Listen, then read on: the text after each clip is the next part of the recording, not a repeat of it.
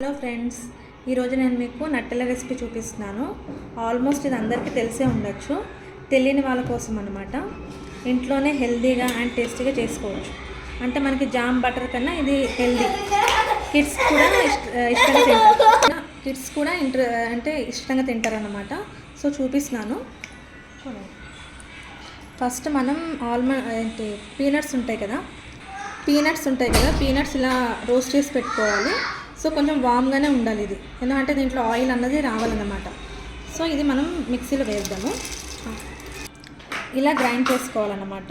ఇందులో మనం cocoa powder and sugar powder and లైట్గా వెనిలా ఎసెన్స్, నచ్చిన వాళ్ళు వేసుకోవచ్చు, లేకపోతే లేదు, స్కిప్ చేయొచ్చు.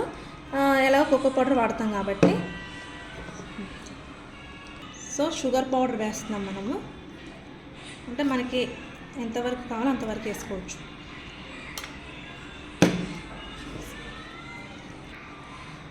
ఇప్పుడు కోకో పౌడర్ వేస్తాము.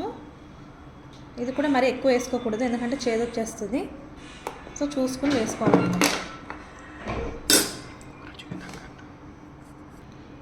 చూడండి, ఇలా క్రీమీ కన్సిస్టెంట్లో రావాలన్నమాట. దీన్ని మనం బ్రెడ్ మీద అప్లై చేసుకోవచ్చు.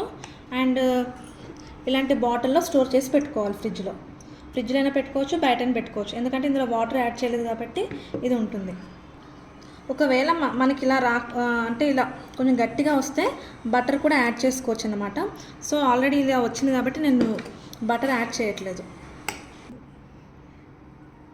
ఇగోండి, ఇలా బ్రెడ్ పైన అన్నమాట ఇలా పెట్టుకొని, మనం కిడ్స్ చాలా ఇష్టంగా తింటారనమాట. ఇలా బ్రెడ్ జాము ఇంకా బటర్ కానీ ఇది బెస్ట్. సో ఇలాగనమాట. మీకు నచ్చితే లైక్ కొట్టండి, ఓకేనా.